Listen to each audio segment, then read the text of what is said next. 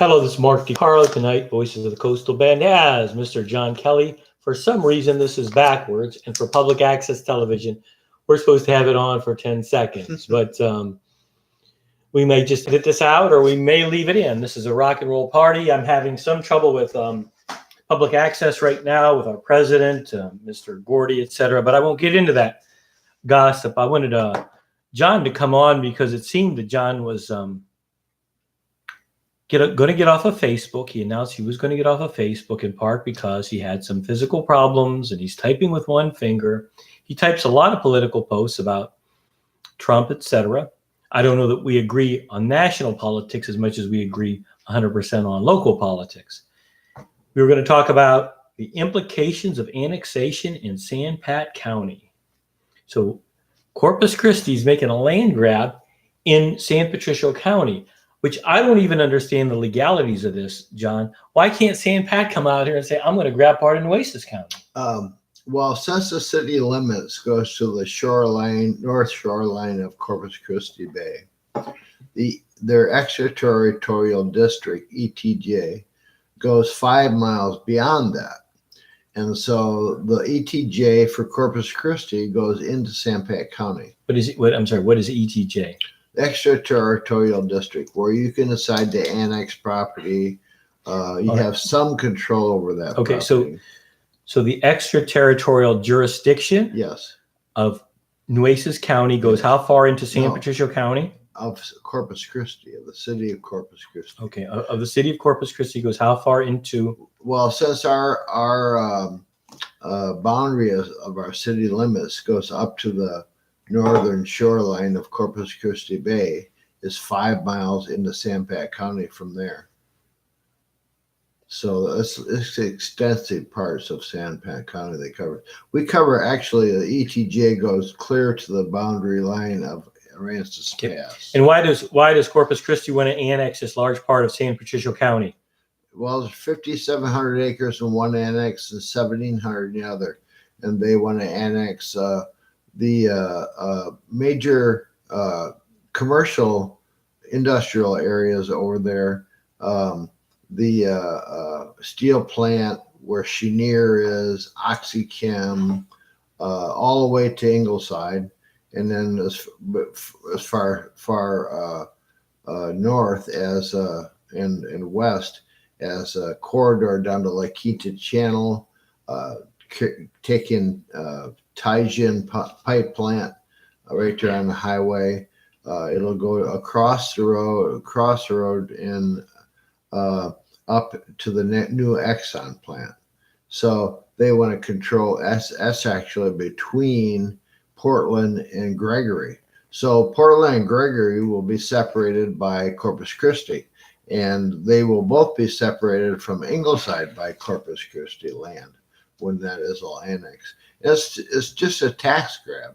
They're grabbing those places and annexing them so they can collect city taxes on those industries. It's my understanding that, in fact, it would be it's a good tax grab, unlike the annexation of London, London estates. And my understanding is the reason it's a good tax grab is because of the fact that the infrastructure for industry is not as extensive as it is for residential. So you're getting all those tax benefits, but to keep it up for the infrastructure is not nearly as demanding. Is that true or is that incorrect? Well, that might be true if we weren't considering desal. There's more to that than that annexation. That annexation is also part of a multi-layered plan between the city and the port. And the port wants to create a very large crude carrier dock at Harbor Island and at the naval station, the old naval station. And they want to dig the channel to 75 feet. And they want to use the EIS from when they dug it to 58 from 2003, which is incorrect. That's the environmental impact statement. The major question here we should be asking is, do we really want all this industrialization? Well, that's a question, but let's go to that a little bit later, in a second, if that's all right, John. Sure. I wanted to bring up some other points before the obvious questions about the industrialization, Right. which one of the major issues, of course, in our area is, well, I guess now we're hitting it. I'm sorry for interrupting you. Is heavy industry. Mm-hmm. Heavy industry, most of it throughout the country was gutted, as we've discussed before. I was from a major industrial area, and there was good things for being gutted. Nobody ever discusses. Right. For example, pollution. Yes. The parts of the country where you're from and I come from, they're beautiful now. Right. They weren't beautiful before. The rivers don't catch on fire. Right. So there is big downsides to industrialization. Now, industrialization brings some very well-paid jobs and some lengthy jobs, but it has some very adverse effects regarding pollution, etc. So you're asking the question whether or not we want to be that industrialized, and obviously our community leaders, whether it's on the city council or on the the county judge and the county commissioners, they have not tried to bring Corpus Christi into the future. There have been no attempts at any kind of software technology, any kind of high-tech technology. Nothing like medical technology. Nothing. Right. Nothing. So that, but they're more than glad to sit back and see this heavy industry coming to Corpus Christi. Sure. And I guess heavy industry Oil and gas related. is largely adverse to recreation, tourist industry, etc. Correct? Yeah, let's move up to the 35,000 foot level mark. If they get all the gas and oil pipelines to come here that they want to bring here from the Permian Basin, and they're talking even North Dakota, all of it coming through here. What about that pipeline from Canada? Right? Exactly. I mean, across an entire country. Right. And so they're talking all that oil and gas coming here, that Corpus Christi will be the world's largest exporter of CO2 and global warming gases in the world. That we will be the biggest contributor to climate change in the world, in this one spot. Well, what I think is an aside, I think they say, well, we could bring it here because the wind will blow all that pollution away. Yeah. I think that's part of it. Well, that might be part of it. Well, but it's still going to go somewhere. Yeah, it's going to go somewhere. I guess it dissipates more here. I don't know. The thing is, the industry's worked hard to keep their pollution down, to keep under the limits, so we don't have to go to extra gas. But that's going to get blown right out of the water because, see, TCQ. TCQ is the state agency that regulates pollution and so on and so forth. I forgot what TCEQ stands for. Texas Commission on Environmental Quality. All right. Which is a joke. They're all oil and gas people. And so what they do is they permit license each individual plant as far as its pollution. They don't look at the cumulative effect of 20 plants or 30 plants. And so our air quality is definitely going to go down. And Trump just signed a measure that allows the Clean Air Act not to come into play and cancel. Right. So that's going to be, they're going to be whole hog after that. And, as an aside, I did vote for President Trump, and I am very glad to see the economy doing well. But on the other hand, I guess if you keep deregulating everything, it's going to be a boom in the short run. Yes. In the long run, it's going to be a terrible. It's a bust. But I wanted to talk about something I haven't heard anybody discuss. I practice law in San Patricio County. Mm-hmm. I know this community. Right. That's not a very neighborly thing to do, is it? Well, people in Portland and Ingleside by the Bay, Rances Pass are very upset. Well, I could imagine. I don't care. That's like your next door neighbor. Yes. I'm going to because I can, Right. I'm going to do it. Well, not only that, what they're going to do, what they know, what the city of Corpus is going to do. The city of Corpus is going to turn it all into industrial land. So these cities are going to be surrounded by industry. Portland, Gregory, they have jobs, but they're not going to be. The quality of life will be terrible. Well, I mean, go ahead.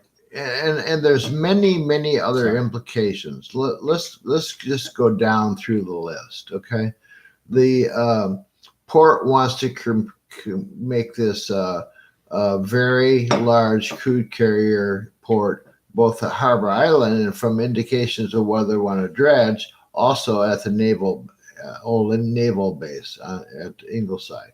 That means that they want to dig the channel to 75 feet. Now let's just talk about digging a channel to 75 feet. That's going to put a tremendous amount of silt in the water in the bays during the dredging, and the water circulates, comes in Aransas Pass, and it goes out Packery Channel. So it flows all the way through the back bays. So all that silt and stuff is going to be carried down through the back bays, and probably some other, lots of seagrass, lots of oyster beds, lots of benthic, which are the bottom dwelling communities of creatures that everything feeds on. And a very good chance that they'll kill that estuary. On top of that, there's that will create a funnel to increase storm surge during a hurricane into Corpus Christi Bay. You're almost increasing the depth by 50%, and so that will, it's 50% more water comes in Port Aransas during a hurricane. And that is a substantial amount. That has real implications. Well, some of what you're saying is fairly technical, and it's going to be hard to understand. It's kind of hard for me to understand as well, but I mean, it does sound pretty devastating to the community in terms of quality of life. Yes, and see, the people at Port Aransas, conservatives here are fighting it because it's going to change their whole way of life out there. They have a fishing community, a resort community, and they're going to bring ships that are over 1,000 feet long in there and dock them at Harbor Island right across from Port Ray. And these ships generate tremendous amount of waves in terms of erosion. And they already have huge erosion problems on Singer Channel and those back developments behind just south of Port A on the bay side now already. And so that's going to cause them huge problems. There's the other thing is that the port mentioned, and very briefly, when they approved this, when they voted to approve this, was that they were also going to require a turning basin. Well, do you know how big a turning basin has to be for a ship that's over 1,000 feet long? 1.25 miles. And so that has to come up. The only logical place for that is Redfish Bay, which means they have to dredge a huge hole basically in Redfish Bay, huge part of Redfish Bay. And that's a ecological environmental disaster. It ruins a lot of fishing over there. And the next thing you have to think about is they want to put a desal plant there. Right. And I had posted on my Facebook page, DiCarlo for mayor, because I had run for mayor, and it's kind of a political post, a KRISTV.com article. The biggest concern focused on one key issue, how the 95.6 million gallons of brine discharged in the ship channel daily will affect the environment and wildlife. Captain Ken Jones, a fishing guide, was complaining about that. And well, I'll tell you, I'll tell you how it's going to affect it. It's going to kill it. Claude Younger studied the brine injections in Oasis Bay, and it kills all the animals. It kills all the oysters, because brine is heavier than regular seawater, so that it sinks and spreads out over the bottom. What is brine? It's all the leftover stuff when you take salt water and make it into fresh water. In other words, they filter and concentrate all the salt, all the minerals, all the heavy minerals, and then they discharge it back out into the ship channel. And when a ship channel, when that alone, that amount of brine in the ship channel will change and probably disrupt migration patterns for fish, shrimp, because fish and shrimp, redfish, shrimp, like things like that, they go out to sea to breed and spawn, and then the young come back in those channels and grow up and mature in the inner bays and estuaries. So if the mouth of the channel is a huge brine plug, basically, where the water is too salty for them, it'll either kill them or they'll turn around and go back. They won't come in. So and when the tide's coming in, it'll spread throughout the bays and increase the salinity in the bays, the back bays, and have very likelihood of killing most of the creatures in it. So, and that's if what? If they build a desal plant there, which they want to. Where do they want to build a desal plant? They want to build a desal plant at Harbor Island. They want to build a desal, and who is they? The port. The port wants to build a desal plant. Desal's been kicked around for quite a few years, of course. Yeah. And you're against the building of the desal plant? Sure. Well, this is the thing. If they're going to do desal plant, the desal plant should discharge way out in the ocean. It should discharge out in the open ocean where there it does the harm. And you know what? And even though I'm a novice, very much a novice in the subject matter that we're talking about, a lot of what you were talking about earlier, I said it would seem like if they did some of this further out, oh, absolutely, it would be much more beneficial, but It's going to cost a lot more money. Yes. But it is possible. Yes. But also, city has been looking at a desal too, not because they need water. They've got enough water, right, surface water to last the next 100 years. And as it is, city water rates are going to go up 6% a year. If they add desal, you can really expect your water rates to jump. And that's strictly for industry. It's because when I had run for mayor about a year and a half ago, all I kept hearing was, we have enough water, we have enough water, we have enough water. Now they send out proposals, how are we going to get more water? And I had this man from Dimmitt County, and he talked about all the water he has available to bring pipeline in. And he asserts that it would be a fraction, I don't know if it was a third or a fourth of what it would for the desal. Right. But so he's kind of coming on public access shows, trying to promote the sale of water from those large underground reservoirs. What do they call aquifers? Yeah. There is some other freshwater aquifers that we could tap much easier, and desal is a very expensive, very risky process. It's my understanding those aquifers, that water is now available now because a lot of that agriculture they used to do in that part of Texas is no longer being done. So but John, we don't need the water, Mark. That's the bottom line. We have enough surface water nailed down that we don't need the water. And that's the issue. The issue is industry needs the water. Now, if industry wants to do desal, number one, do it right. Number two, let them pay for it. The taxpayers should not be funding a desal plant at $1 billion. Right. And it's quote, get them paid back from them by rate. And it's my understanding that in many jurisdictions, maybe not in Texas, is that water, the municipality doesn't make money off of water. We do here. But we do here. Yeah. It's like a tax. Yeah. It's very much like a tax here. Yes. I mean, you pay for the water. It's a water rate other than a tax. But it's the same thing. But they could make it revenue neutral, and then let's see if they'd be able to fund things. Yeah. As they're trying to fund them in that space. respect. Implication for rate and taxpayers for London annexation. The London annexation, where's London? What is London? First of all, let me say one more word about Okay. this. A very large, none of this has to happen, be a problem. There is another company, Trafigura,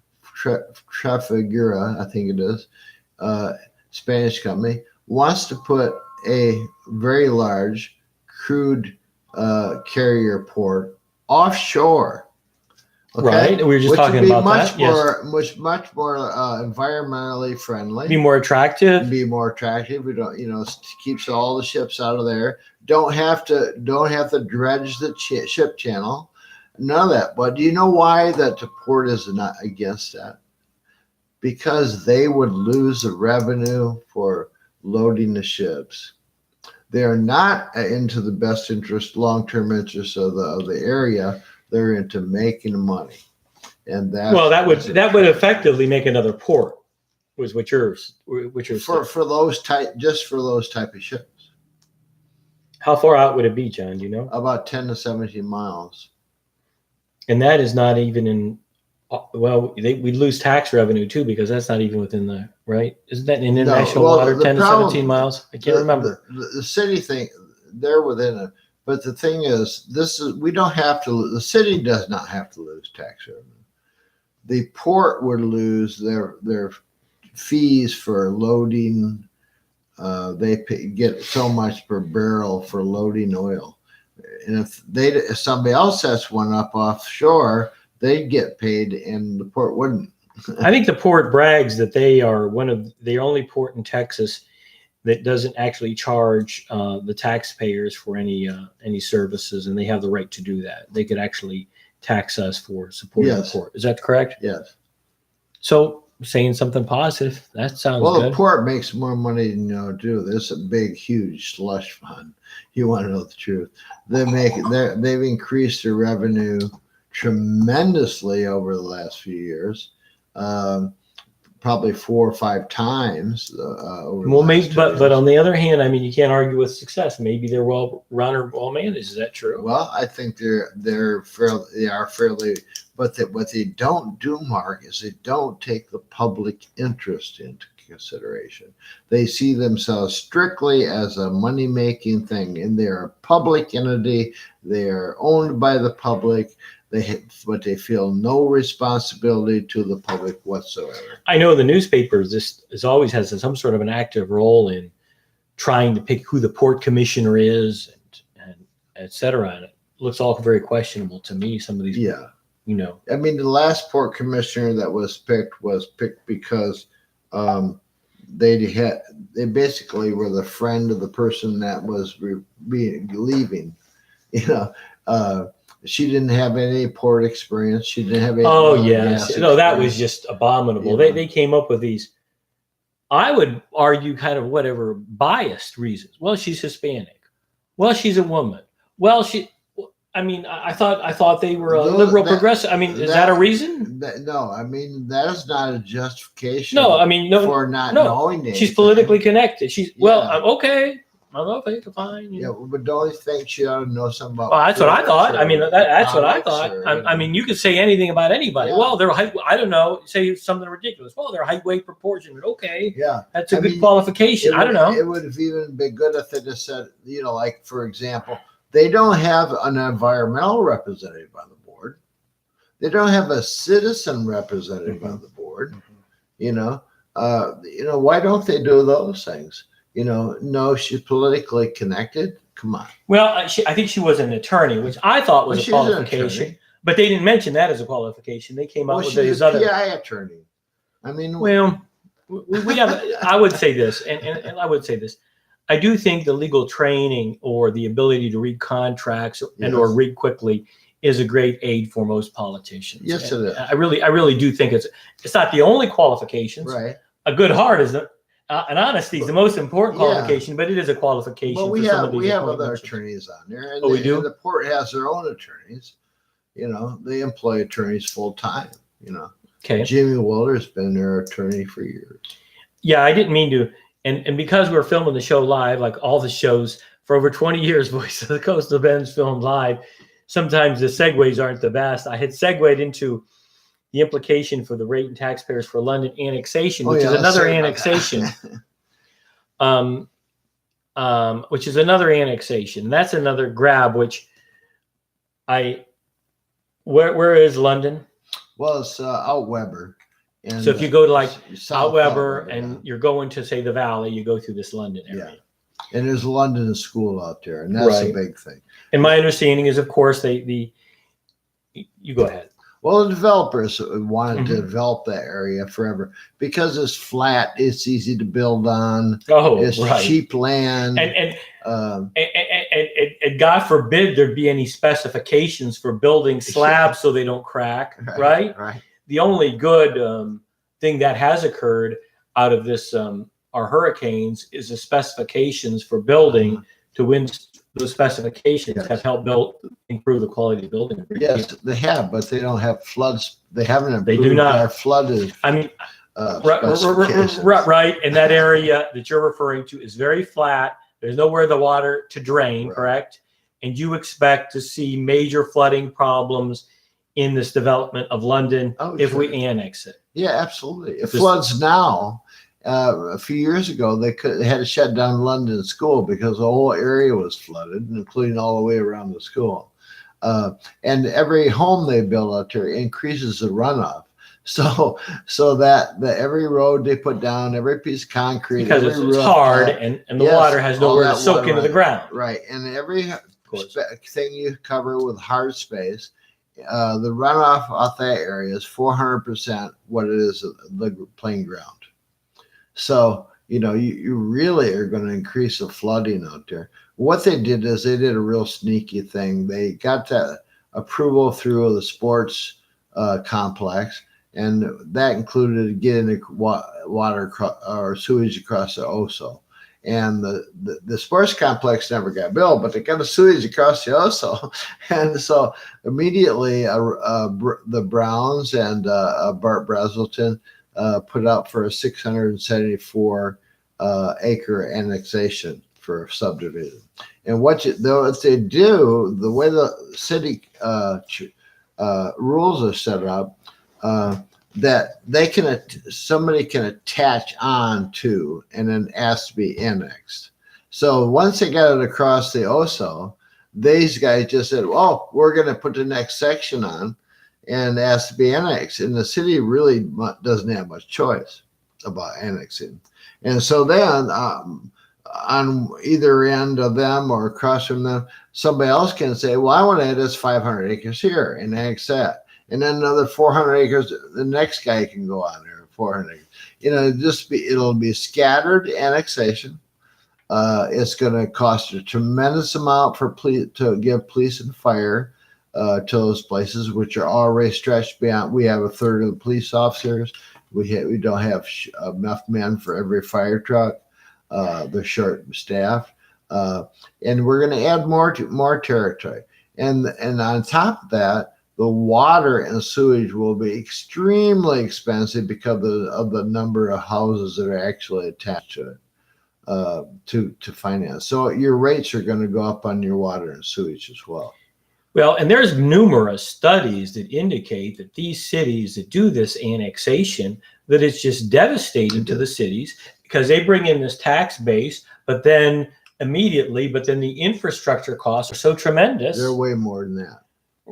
Yeah. And plus, nobody's figuring out. It's a key to bankruptcy. There's numerous articles written on this. Yes, and the private developers looking at it this way. We'll go out there and develop it and put minimal ditching in, right? And then, and then it'll create flooding problems. But then the city will be on the hook to solve the flooding problem. And so we'll end up paying for a massive drainage system out there when we should have never built it in the first place. There's 20,000 acres within the current city limits is available for construction. We do not need that land. Well, and the gutting out of the city of Corpus Christi is just awful how they've devastated the city at different parts of our city, from Leopard to the areas around Air Street, et cetera. It looks like someone dropped the bomb. Yes. And there's no incentives really to redevelop them as long as it's cheaper to develop further and Right. further out as a result of these actions of city council, et cetera, wanting to annex Yes. further out. Many people involved in more, even relatively, even annexations that were some time ago, such as Flower Bluff, to this day, many people in Flower Bluff complain that they do not have Right. sidewalks, et cetera, Sewer. that they were promised. They haven't got sewer, you know. I It's wasn't still- unaware yeah, a of lot that. of people are still on septics down there. So Yeah. it's, well, this gutting out of the city and the expansion. I'd read one time, I think the city of Chicago, with all the millions of people, is a much smaller square footage than. Well, we're almost the size of the city of Chicago. We are, I think they're, if I remember right, we are 175. We're soon to surpass them in terms of with these new annexations, we'll be bigger than the city of Chicago, which has 5 million people. Right. You know, and we have Compared- 330,000. Okay. So it's just it's absolutely ridiculous. It is. You know, it's absolutely ridiculous. And I don't know. There's no way. We spoke on the phone briefly today, and you stated in a rather cynical statement, there's just too much money involved, Mark. We're not going to be able, they're not going to stop it. You can't stop it. You No. can't stop this London annexation. Oh, or the annexation of what's going on across the. But we don't have, Bay, what does it say about our politicians? Oh, I John. think what it says is that the way our system is set up, the powers that be do not sit at City Hall. And if those people want to sit in those chairs, they have to do what the other people tell them. And we don't get to vote on the people who make the real decisions. And the city hall right now, I would say out of the 9 members, 6 of them, the majority, are not leaders. They do whatever special interest beckons them to do. They demonstrate no civic mindedness as far as their efforts at City Hall, just satisfying developers and industry and whoever has the power. And so I can say I look at the situation in both for the Bay in terms of what's happening on the north side and what's going to happen to Corpus Christi as far as annexation and costs and so on and so forth, and police coverage as continue to deteriorate. We are going to have jobs, but we're going to have a tremendously poor city. We're going to have bigger and bigger problems. There seems to be an increase in violence, crime. Oh, That's been terrible this year. We are going to lose what we like most about Corpus, which is our bays and our beaches. The one plastic plants up to Formosa puts these little pellets in the water, loses them all the time, and there are billions of them in Port Lavaca Bay, and they've appeared down here in Corpus Bay because they come down the intercoastal and flow into the bay. We found them at Ropes Beach. Jace Tunnels documented them all over the Gulf and the inner bay beaches. And they're planning on 4 of those plants in Corpus Christi Bay. So, what can we expect? Well, I think we can expect in 20 years that the bay will be dead, the city will be broke, but everybody will have a job. The thing about it is, let me continue one other thing. There's no long-term thought to this process. At the best, the oil fields up there are scheduled to run out in 30 years. What happens if there is all of a sudden no more oil coming through the pipeline to Corpus Christi? Corpus Christi will be Detroit. There'll be, acres and square miles of abandoned homes and abandoned industries. And the other spot is if what happens in 15 years if the storms and hurricanes or anything gets so bad, we have a new government come in and say, hey, we have to make a quick conversion. We cannot burn all this oil, cannot burn this gas, and it has to stay in the ground. And we're not going to pipe it up. And then the pipeline again gets shut off. So this is a very short-term perspective of grab all you can while you can. Well, hell with the consequences. It is. And as you inferred, the quality of life from pollution, and it's kind of a greedy attitude, isn't it? Absolutely. You see it. God forbid. Like, look, this is something that I can't you can't objectify this, but it has to do with the people, the way they drive. Mm-hmm. Yes. I don't care about you. F you. I'm going to kill you. Yeah. I'm going to cut you off because I got to get where I'm going. Right. And whatever it is, I'm making money, and I don't care about you. And it can't. In other words, I don't know. And I guess maybe that would be the complaint about capitalism. If is it all? Can it be that low? Is it just that low? Is it just about money? Because again, I'm not even certain in the long run that sooner or later the whole thing will implode if you allow unlimited development sure. and or exploitation of resources. Absolutely. You can only go so long that way. Well, that's the whole problem with the whole model is that it's short term. It never looks at the long term. Right. And for the long term consequences. Well, and in Texas, of course, because Texas is bigger and it hasn't been developed to the extent where the North and Northeast, I guess they think, well, we'll just keep exploiting and building in a Wild West manner. And then when we have to regulate, we will. Is that a viable plan? No, I don't think that's. I think the attitude is burn it all. If it makes money, just do whatever it takes to make money. The attitude in Texas, I have to tell you, is different than it is necessarily in the rest of the United States. As a short example, we've had in Michigan, they've had a can and bottle deposit for 40 years for a dime a can. And so, you know what? You don't see trash beside the road. It's not only that people pick it up, but it's the attitude that brings. You just don't throw stuff out the window.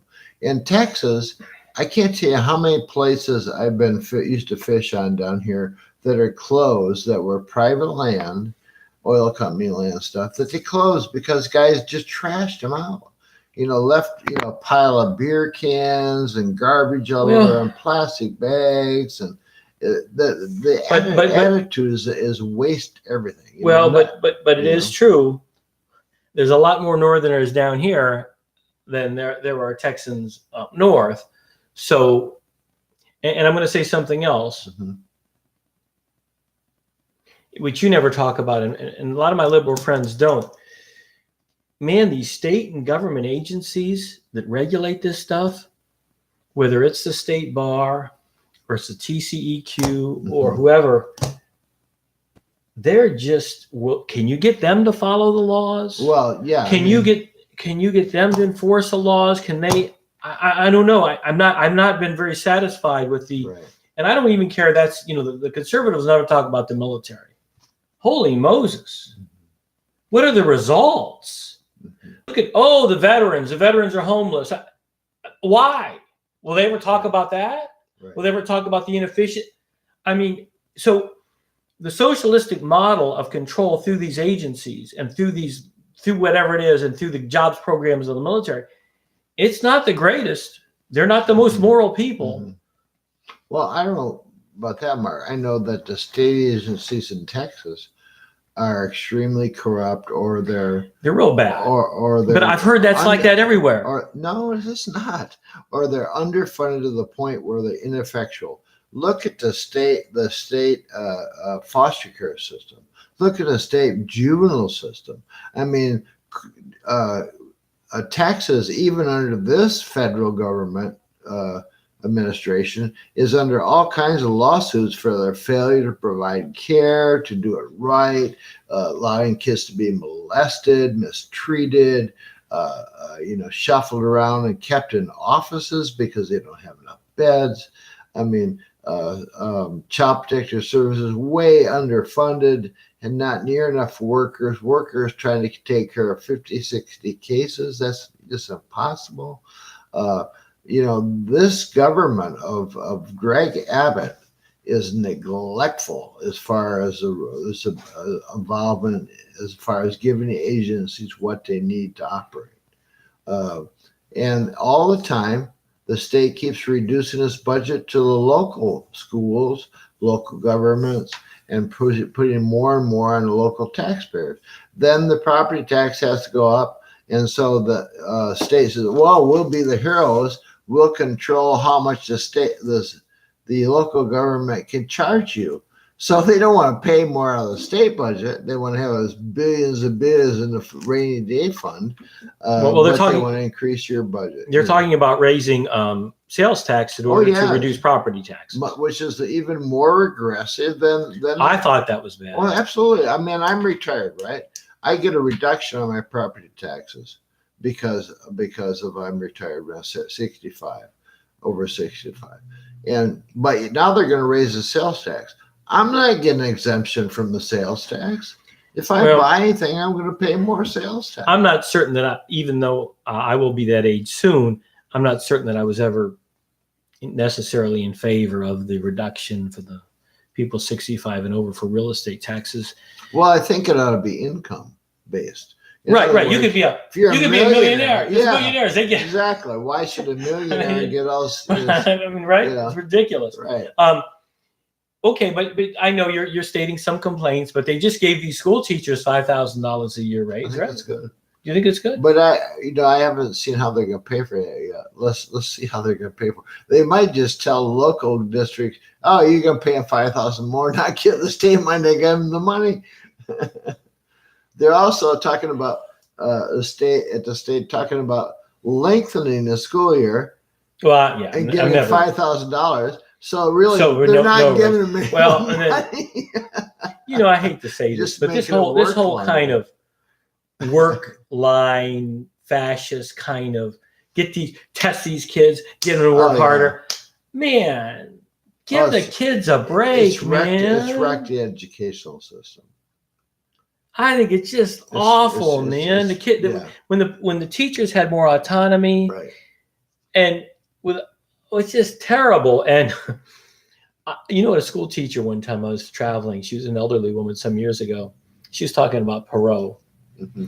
She said, "Well, Perot was the one who started that company to do." Now, I don't know if this is true. You probably know more about it than me. He's the one that started the company that would grade these standardized tests.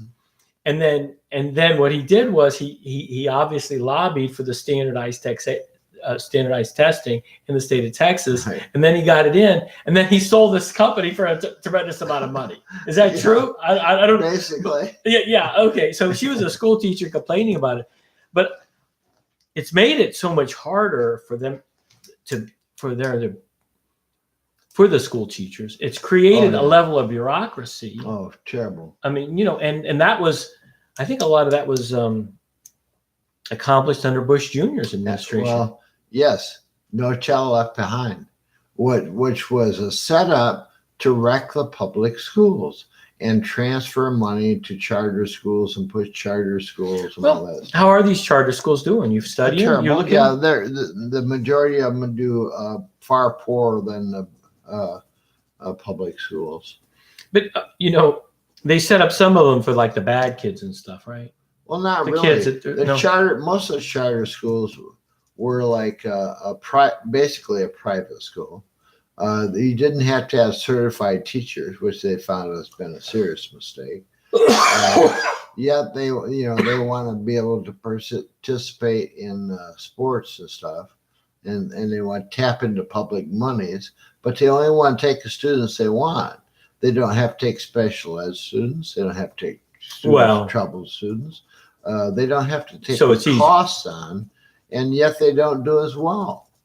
So, I mean, that tells me they don't work. They're just a method of trying to finance my private school is what it is. Right. And obviously, if they don't have to accept the troubled students, then their objective criteria would indicate they're somehow doing better when it's misleading. Yeah, but they're not. That's the thing. In spite of not having to take those kind of kids, special ed kids and stuff, they don't do as well. What about homeschooling? How's that working Oh out? man, I think that's a very individualized thing. I think there are some parents who do an excellent job, Mhm. and I think there are a whole lot who don't do a very good job. They're sold prepackaged stuff, which tends to support an ideological framework rather than an educational one. And kids are basically indoctrinated into a religious or political view as part of their But education. you don't think that's what people were? They're concerned about mass education because they feel that there is an indoctrination process, maybe not teaching religious aspects of history. Well, not supposed You know, to. well, can I you mean, teach history without teaching religious well, aspects? sure we do. We teach. We teach all about the religious aspects of the development of religion. We talk about the conflicts between religions and religious wars. We talk mostly about how religion has affected politics through the ages, which is Well, very recently it has. Well, no, I mean not recently. It's you look at Europe in the 17, 16, 17, 1800s. I mean, we had major genocides in name of religion,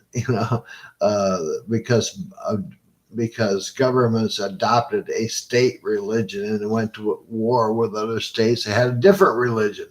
That was common, not only between Catholics and Protestants,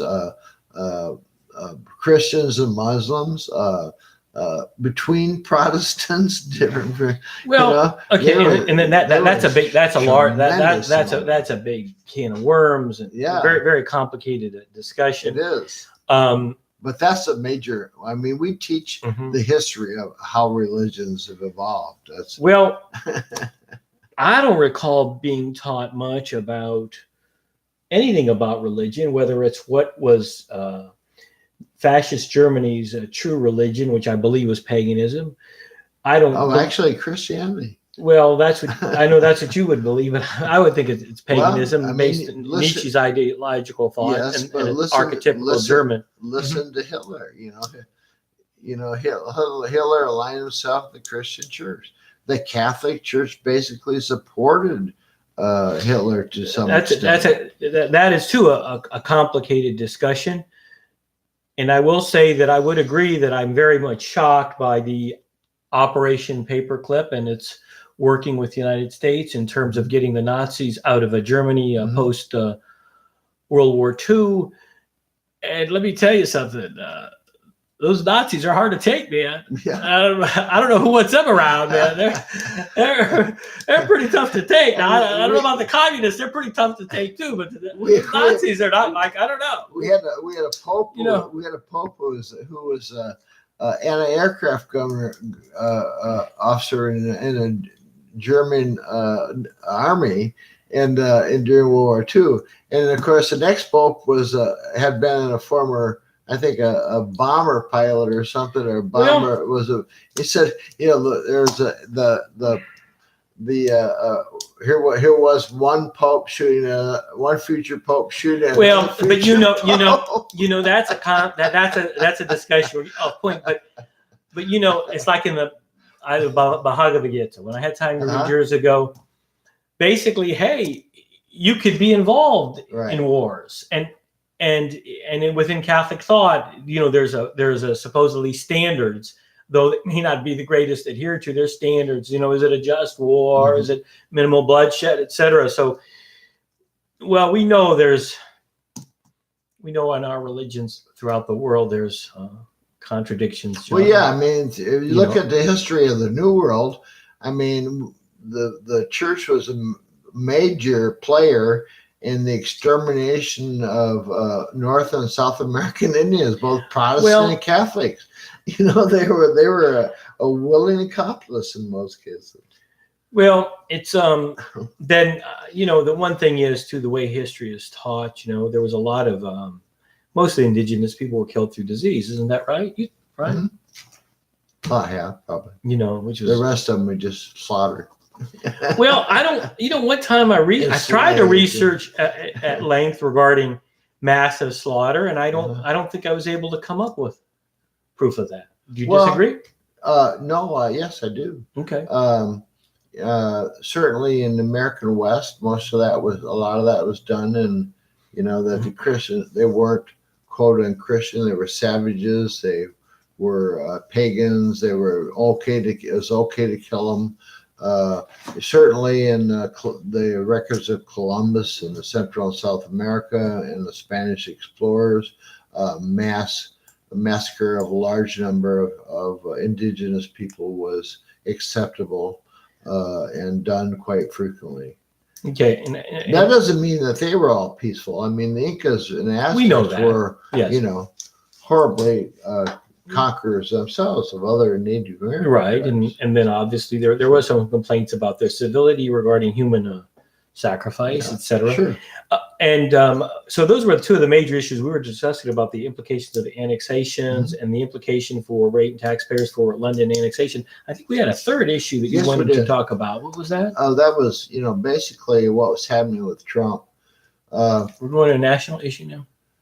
Yeah, first let's go back to the beginning. First of all, it was obvious from before Trump was elected, even by his earlier life, that he was a very dangerous narcissist who was in control of a large amount of money, and that he was not believable. He was a chronic liar. I mean, all these things were known about him before he was elected. I think the Republicans thought they could control him. Well, they did everything they did. At first, they promoted him as part of their road show, but then they did everything they could, whether it was Romney, et cetera, to prevent him from winning. Well, the Republican establishment. So once he got elected, and he did rewrite their platform in many respects. And once he got elected, they all jumped on board. And unfortunately, they've stayed on board the sicker he's got. Now, because he has a narcissistic personality disorder, I would say this: he cannot change. He will not change. He will only get worse. He operates in his own reality. When he says those things that are lies, he believes them to some extent. He tries to convince himself and shape his own reality, and he can change on a dime, and that doesn't bother him to change his position. He'll justify it or rationalize it or blame it on somebody else if it isn't what he wants. And that's going to continue. And now he's running up against the Republicans who are finally starting to rebel a little bit about some of his crazy appointments, like Herman Cain, to the Fed and stuff like that. But they're going to say, I have to do more of that. He's going to continue to. Is Herman Cain that guy, the Mr. 20s? King. He ran for 999. Yeah. On the 999 plan. A 999 plan, and then he had several complaints. I didn't know. I didn't know that he was. Yeah, from women about. Well, I got a kick out of it. His wife. They asked his wife what she thought about him, and his wife. This is when he was running. His wife couldn't say a good word about him. I don't think, and I thought he was kind of funny.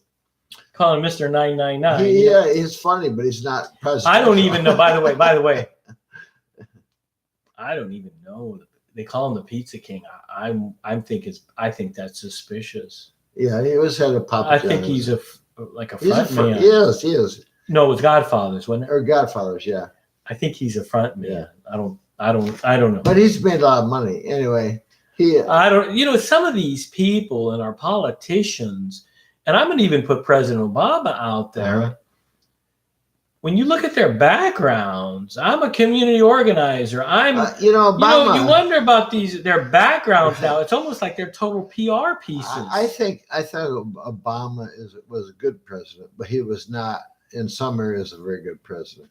And I thought he was terrible. He's very overrated because he followed George Bush and he preceded Donald Trump.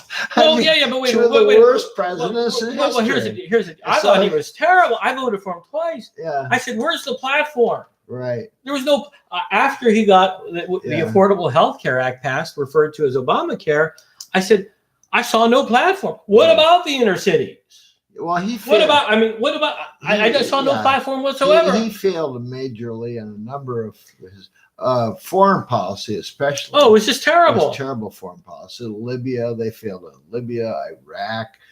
There was a number of things that he failed on. There was a number of successes he had. I think the treaty with Iran was a success before Trump trashed it. I think the global climate agreement was a success. But you know, his domestic policy wasn't strong enough in terms of a lot of things. He failed on health care because he tried to offer the Republicans a Republican plan, and they wouldn't vote for their own plan. You know, so that was their plan for years. Yeah, under Dole, right. Under Romney. Dole, I think, came out with it in the 70s. And he should have went for a universal health care when he had both houses. It was the worst combination of them all. I thought. But I will say this for President Obama. He was viciously and continuously attacked by the Republicans from the day he got in office. So that's difficult. And even though, as I said, I voted for Trump, I'm kind of glad the Democrats are attacking him. What's good for the goose is good for the gander. Oh, yeah. As we said before, if you set up those standards, that's the playing. You know, I think what we got to look at now is Trump has continuously broken the law and feels no regard for breaking the law. He feels no regard for ignoring the courts. He's a couple of court orders that their administration is just ignoring. And so it's, you know, Betsy Vaught, for example, in the education environment, there was a court order that said that, you know, you got to start processing these loan forgiveness program. This loan forgiveness program was passed and you're supposed to implement it. And they had 2 years later, they still haven't implemented it. And so, and they're purposely avoiding. But I think they've started into law. Not meaning to interrupt you, but I think that started under Reagan, wherein they just won't implement things.